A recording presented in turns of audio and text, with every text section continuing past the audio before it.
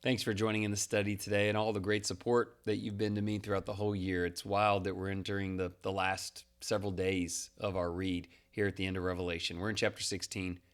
A loud voice from the temple commands the seven angels to pour out the seven bowls of God's wrath on the earth. The first bowl causes painful sores on those who worship the beast. The second turns the sea into blood, killing all sea life.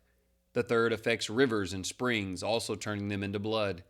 The fourth bowl scorches people with fire from the sun, yet they do not repent.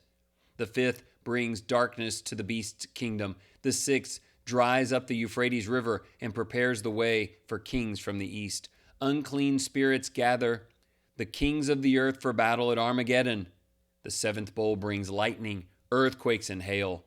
Babylon is remembered before God and receives the full measure of his wrath. Now, this is probably late, second, third century fulfillment of Rome being Babylon and its decay, and the rivers are dried up so that the Parthians could come from the east and destroy them. But the point is, God is finished with this waiting, and this is going to be his victory over them. This chapter emphasizes the severity of God's judgment and the danger of hardened hearts. Even as the bowls of wrath are poured out, many still refuse to repent or give God glory. We must pay attention to the warnings in these events. God is patient, but he is also just, and he will not allow evil to go unpunished forever. We are called to live with humility and repentance, recognizing that now is the time to turn to God. His justice is perfect, and his timing is certain. As believers, we must remain alert, be prepared, and live in a manner that honors him, trusting that his ultimate victory will be complete. All who blaspheme his name will be destroyed. Let's look at a few questions, bring that into view for us. Number one, why did some people still refuse to repent, even as God's judgments became more severe and unmistakable? And what do you learn from that? Why did that happen? This is the second time in Revelation we've seen that. What's going on with them? And what's your takeaway? Maybe about yourself and how you need to be, but maybe also the way you see others.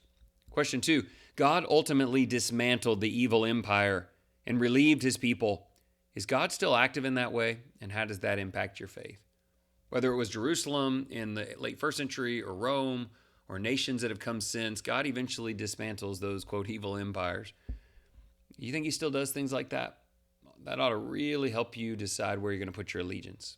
Question three, how do you stay spiritually awake and alive and active when the world around you seems to grow darker and more resistant to the light of Christ?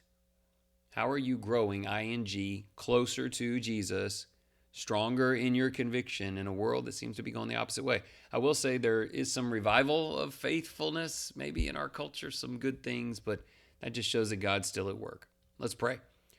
Avenging God, you are righteous in all your judgments, and your justice is holy and true. You see every act of rebellion, and you will not let evil go unpunished. Though many refuse to repent, we humble ourselves before you, seeking mercy and strength to remain faithful. Help us live with clean hearts and a spirit of reverence. Keep us from pride, unbelief, and compromise. Teach us to trust your timing and repent of our sins. You alone are worthy of our faithfulness. May our lives reflect your light in a dark world as we await your final judgment day. It's really that simple. May our lives reflect the light of Christ in this dark world to bring light to someone before the final day of judgment comes. Are you ready? I hope that you are. Thank you for your time.